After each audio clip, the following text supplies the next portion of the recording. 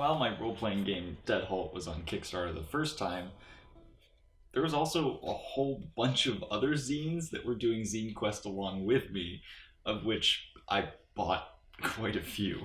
And now that Zine Quest 2 is going on now, I'm gonna have to buy a whole bunch more. So in the meantime, I wanted to go through some of them and talk about them, especially because there's some really neat ones, and they people that are making zines can kind of mess around with a lot of ideas that wouldn't end up in a mainstream, really big hardcover book role playing game. So I like these a lot. Today, I just want to talk about Mall Kids. It's a game about teens and malls by Matthew Gravelin, and currently he has an expansion for Mall Kids up on Zine Quest 2 on Kickstarter that's funding this month. So I wanted to go over this one to talk about kind of what the base game is. I really like this game because it is so far removed from the uh, dungeon crawling, fighting bad guys kind of thing that it's really calm and it's enjoyable to kind of bring your friends over to just sit around a table and talk about whether it be what's terrible going on at your job, or maybe a little some strange happenings at your food court, or if you're at a mall that is super weird, or on an island, or something like Mega Soul 1. There's some weird stuff in this, so we're going to flip through it, but yeah, I did want to say you can go check his stuff out on Kickstarter right now, and you can get the base game for that too. He has some mini expansions on itch.io, and you can get the new expansion, which he is actually doing a floor design for Dead Halt that I asked him to do. So that's going to be pretty neat, and I am doing a mall design for the new Mall Kids expansion. So if you want to see some weird mega dystopian mall stuff, but you're still kids in a mall, then you have to check that out. But let's just let's flip through it a little bit. Okay, so this is Mall Kids. It's like a 22 or so page zine. It's black and white. It has a whole bunch of little doodles and art on the inside. The front cover's by Caitlin Bruder, who's doing the art for the new one too. She's got some awesome stuff. And here's the thing that I love about Mall Kids that sometimes catches me off on the wrong foot on other games, is that I think role-playing games should be based in something that it's easy for us to roleplay. And so Mall Kids, as weirdly simple as it is, it's really easy for us to jump into a game of this or of Dungeons and Dragons or something like that, because we already know how to kind of react in these situations because we've been in them. Dungeons and Dragons, we understand that because we have seen so many high fantasy movies that are about, we know how orcs act because we have a base on them. We know how elves are because we have so much Tolkien knowledge and stuff like that. But Mall Kids is nice because we've been to malls. We know how these places are, how they make us feel, how a rundown mall makes us feel versus how a mall that's at its peak of bustling activity makes us feel. And so when you have to roleplay a character in that situation, it's really kind of easy. Things come to you, emotions come to you, and it kind of drives the story a lot faster than a game that has, I've said this in the past with some other things that's like the mid 15th century neo-Japanese rule under, things like that you don't really have any basis for, or you struggle to find something. So Mall Kids starts off pretty strong with that I really enjoy just talking to my friends about malls because we've been there, we know how they are. So when you open it up, we get some more doodles, and I'm not going to go over many of the rules because you can get the zine and figure that out, but just kind of my thoughts on it. So, you know what? He states it right there. Everyone knows the mall. It's really easy to get into this because of that. Constant stream of consumers, For the employees, however, the mall is an entirely different experience, an existence filled with menial, unfulfilling tasks and soul-crushing monotony. It is here with these downtrodden and overlooked teens that we find our story. So you're going to be working in the mall, and you're gonna try and survive, survive the monotony. Here's the point: you're a teen employee at the local mall. You struggle between earning a paycheck and sticking it to the man. Capitalize. It's for 2 to 6 players. It's meant for like a 2 to 4 hour session. I'd say so, like some of ours have even been shorter than that. That we've just kind of like sat down and played real quick over a meal or something. But other than that, you can create a short campaign. To be honest, I've enjoyed more often starting a new mall each time because there's a lot of options in here as it is, and all the different malls are kind of fun. So I like to do shorter things that are a new mall each time. You'll need pencils, papers, 3 6-sided dice, these rules, and printed character sheets if you want them, but they're in the back. And honestly, kind of like Dead Halt, you could just write these on a note card and be fine with that. That's what we've done. I don't think we've printed out any yet, which is cool. So you got to build a character. Add their name and pronouns. I like that he added that in.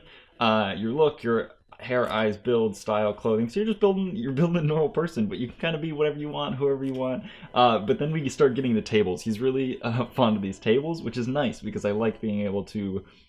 This lets you start the game really quick, but it also gets your mind moving a little bit in case like we didn't even use all of these the first couple times we did, but some of us would roll and be like, oh, kids play place, well, how about, and then it would get our mind moving towards something that we wanted to use, and then we made it up.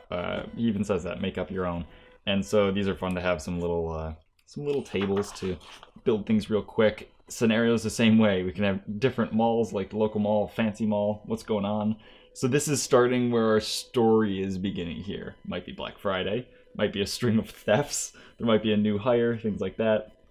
And then who's messing it up? So this is where our inciting incident, if we're talking in film, our inciting incident would be the popular teens are screwing something up, or maybe someone's boss or shoplifters. So the gameplay takes place during a single day. And he breaks them up into beats, kind of just like any story. We have opening, morning, lunch, evening, closing, and after hours. And so this is where you start to get your kids are, what's going to happen in the beginning of the day versus what's happening in after hours is going to be very different. And so really what you're doing is you're just trying to incite some like plot point, and then the rest of you are kind of role-playing around it. And when you're kind of done with that, then you move on to another one. There's more tables for all that stuff, but it's really interesting that there's no huge like conflict. It's focusing on the smaller conflicts. You have 2 stats. This is very reminiscent of, and I think Matthew said this before, of Honey Heist, where you have 2 stats that are ridiculous. In this one, they're corporate and cred, both start at 3. You use corporate when you want to do good work, impress a customer, deal with management, follow the rules. Cred is when you want to fit in with the other employees. You do something sneaky, abuse your power, or break the rules. And that's where it gets interesting, that when you're rolling on something risky, so whether it's fighting the popular kids or something like that, then you compare your results to your relevant stat. So if it's less than the stat, you succeed. So if you have a higher cred, then if you roll under it, you succeed and you get what you want. Equal, things get complicated. Greater than the stat, you fail. So if you roll a 6 and you only have 3 cred, you're going to fail and things are going to get worse. So this is what drives our story. If we're doing one thing, then depending on how the characters roll on what they're doing, then it's going to push the story in one way or another. Very simple, very straightforward. And when you start getting to that, after you roll for an action, you can decide if these are true.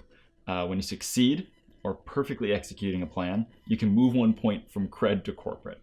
But when you find success in chaos or impulsiveness by breaking the rules, you can move 1 point from corporate to cred. So therefore, you start to change your stuff around. If anything reaches 6, you sell out and buy what the man is selling if your core reaches that, and if your cred reaches 6, you give everyone the finger and walk out. This has happened a few times, and it's hilarious. People like to push that cred. You want to be cool with your crowd, and stick it to the man, and therefore you get fired. So, you know, uh, it is to be a kid.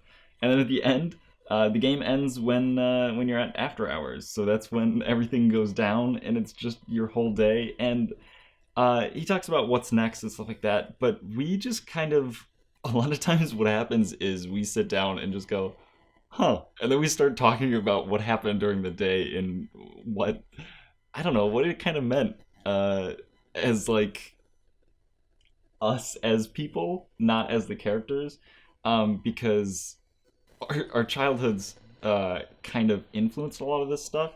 And so a lot of times at this end point, we start talking about just stories that we had when we've played with people that we didn't grow up with. It'll be stories that we've never heard of, and when we play with people that we have grown up with, then it'll be stories that we had together, and that's always really, really nice. I've always really enjoyed that.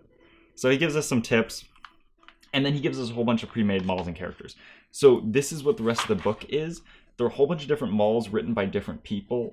I'll be doing one of these for the new expansion, which is called More Malls, More Kids, I'm pretty sure.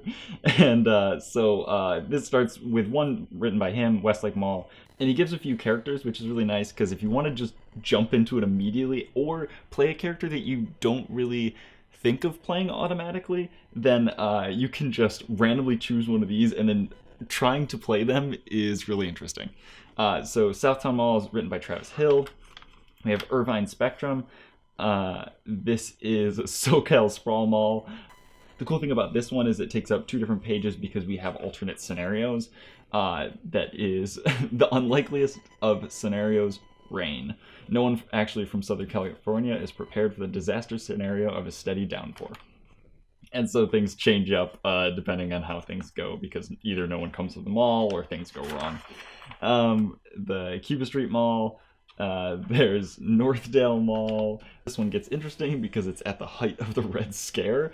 A socialist immigrant architect is planned for America's heartland. So things start getting weirder as we go to the end. Like Mega Soul 1. This one's written by the guy who did Terror of the Stratosphere, which I'm going to look at eventually. This is on a tropical island of Dios, and it's the largest mega mall on the planet. And a whole bunch of weird stuff like that. He's just got some credits and things, and some of the Kickstarter backers in there. It's a quick read, but it has kind of pushed a lot of different games for us. So we really enjoyed it, and it has enough grit and enough movement. Like, I've enjoyed Honey Heist, but it doesn't have enough, like, being a bear is interesting, but it's kind of hard to roleplay sometimes. And in this one, we've come up with so many different characters and ideas and things from our past that it was really easy to roleplay it and really get a full evening out of it. So that's Mall Kids. It's just a calm, talk back and forth roleplaying experience. We like this one a lot because it's given us a lot of interesting, quirky stories, but it's really easy to get into because we all kind of understand being a teen and also being in malls. So I'll be doing one of the example malls for the new one, and I'll be doing some teen options that'll give you some weird options for different futuristic teens, because essentially my mall will be further going along with my love of giant towers, just like in Dead Hall. Apparently, that's all I can do now. But I'm going to be doing a, Judge Dredd. So the entire population of the Earth lives in these mega towers, and in one of them, on floor 181, is this hyper-corporate upper Atmos mall, which is basically an entire floor of this thing. It's insanely huge, and it's going to be a lot of weird dystopian stores and interesting stuff like that. Very Judge Dredd-esque and hyper grim futuristic, but it'll be kind of fun because you're a kid and and you this is where you live, and that's all that matters. You gotta have fun with your friends, even if it's a dystopian universe. So that's my little flip through of Mole Kids. Go pick it up on his Kickstarter that's going right now. I'll have everything in the links below, so check out those. And Dead Halt is already funded on Kickstarter by like a lot. So that's enjoyable. We're just hitting some stretch goals and stuff now. So you can get both the Dead Halt expansion and the base game. And the cool thing with Mall Kids is that you can get the expansion and the base game as well if you just want to collect it all and you don't have anything for it yet. So that's from us. And have a good one. Go to your mall, even if it's most likely half closed down. Thanks for watching.